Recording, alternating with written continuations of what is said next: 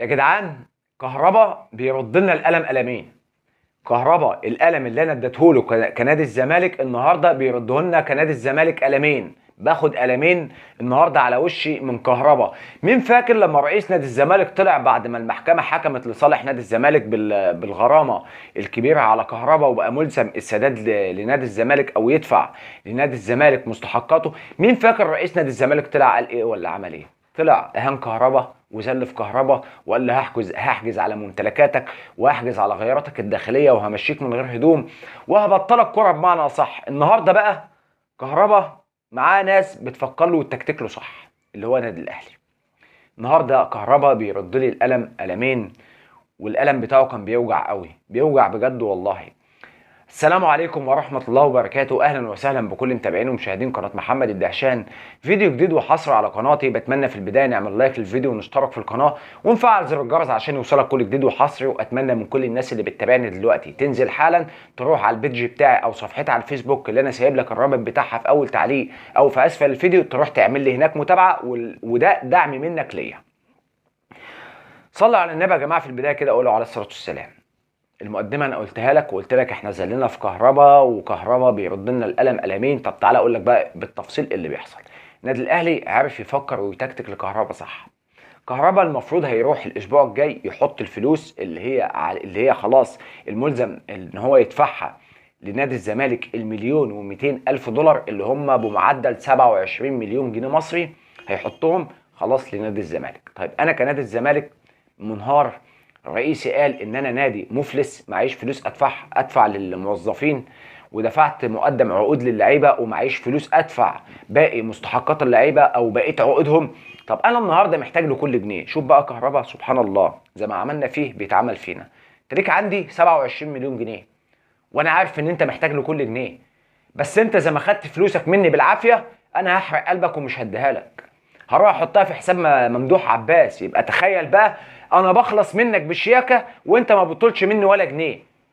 انت ما طلتش مني ولا جنيه، بحرق قلبك ملايينك قدام عينك، بس انت ما انتش قادر، مش قادر تحط ايدك عليها، مش قادر تستنفع بيها، مش قادر اخليك تحل ازمتك بالفلوس اللي انت اخدتها مني. ده كهربا واللي بيعمله في نادي الزمالك دلوقتي. فاحنا حرق دمنا والقلم بقى قلمين من كهربا. ليه؟ لان انا دلوقتي مزنوق. لو انا مش مزنوق ومعايا فلوس والدنيا جميله وراح حط الفلوس في حساب ممدوح عباس، مش هتفرق معايا، مش فارقه معايا، لان انا مش محتاج لفلوسك. انا كنت هاخدها زي ما انا ما قلت كرئيس نادي الزمالك، اديها مكافآت للاعيبه نادي الزمالك. روح في داهيه انت وفلوسك، اقل كلمه هتتقال. انما النهارده انا محتاج للفلوس دي. يا عم كهربا ده انا محتاج لها بفارغ الصبر، ازاي ما تدهنيش؟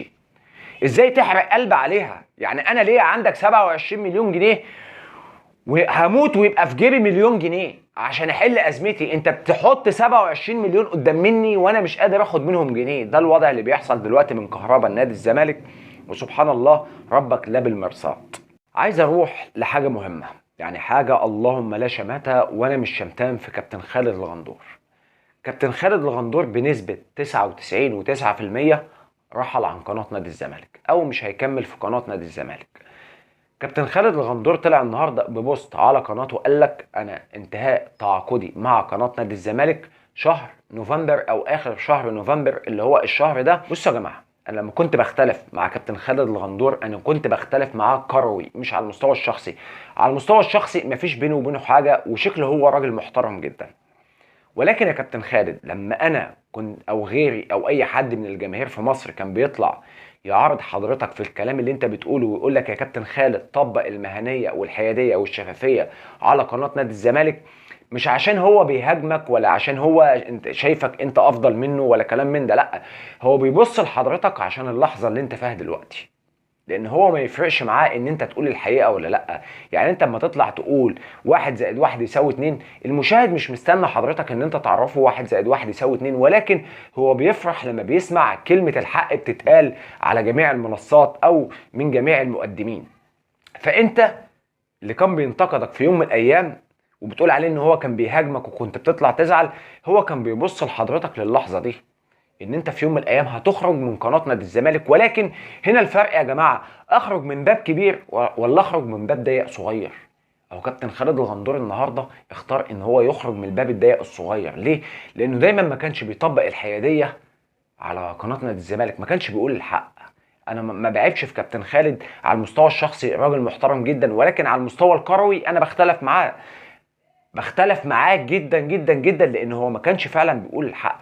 كابتن خالد الغندور حتى في فوز نادي الزمالك بالسوبر المصري على نادي الاهلي في ركلات الترجيح طلع قدام الشاشه يقول لك اتعشت واحنا ابطال السوبر واستنوني بالليل، الله اكبر. واحد فرحان جدا جدا جدا.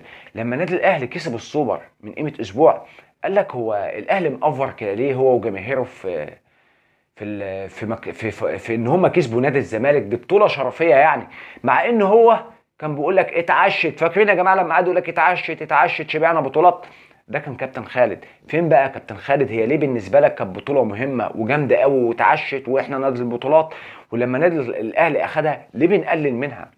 الناس كانت بتختلف معاك بسبب كده يا كابتن خالد، وبتقول عليك ان انت ما بتطبقش لا المهنيه ولا الشفافيه في مجالك بسبب الحركات دي. والدليل ان انت كمان طالع من قيمه يومين بتقول للجماهير نادي الاهلي، او بتستفز في جماهير النادي الاهلي، بتقول لهم برونو سافيو ده انا شايف ان هو لاعب عادي جدا يعني بلاش افوره، ومصطفى شلبي افضل منه. طب يا كابتن خالد احنا عندنا افضل صفقات في العالم، والنادي الاهلي عندهم اوحش صفقات نادي العالم في العالم، انا اسف يعني عندهم اوحش صفقات واقل لعيبه في الدنيا. طب احنا كزمالك هل ده يخصنا؟ ناس فرحانه بلعيبتها اللي جابت لهم بطوله السوبر، في نظرهم ان هم افضل لعيبه، زي ما انت في نظرك ان احنا عندنا افضل لعيبه. يعني انت في نظرك عندك اوباما افضل لاعب خط صانع العاب في مصر، اللي هو ده مركزه. انت في نظرك ان جدو عبده اللي هو فيريرا ان هو افضل مدرب في افريقيا، مع ان في افضل منه بكتير وانت عارف وانا عارف، ولكن انت حر، هم كمان احرار. فانت مشكلتك ان انت دايما بتطلع تقلل من انجازات وفرحه جماهير النادي الاهلي بصراحه يا كابتن خالد. فانت على المستوى الشخصي راجل محترم جدا، ما شفتش منك اي حاجه وحشه، ما طلعتش غلطت في حد بصراحه ربنا. لكن حته مجال شغلك على قناه نادي الزمالك هي دي كانت نقطه، دي مشكلتك يا كابتن خالد. فطبعا انت لو رحت، ده يعني انا بتمنى من كل قلبي ان ربنا يوفقك وتجدد عقدك مع نادي الزمالك، لانك ما انتش هتاخد الثقه ومش هتاخد الحجم الكبير بتاع حضرتك على اي قناه تانية. خلاف قناه نادي الزمالك بصراحه مش هتلاقي دعم على اي قناه تانية زي دعم قناه نادي الزمالك، ده اللي اقصده بمعنى اصح. فانا بتمنى لك التوفيق وتفضل في قناه نادي الزمالك، لانك لو رحت قناه تانية مش هتعرف تتكلم بنفس الاسلوب اللي انت كنت بتتكلم بيه على قناه نادي الزمالك، لانك انت ضيعت مصداقيتك ما بين الجماهير المصريه وبين حضرتك.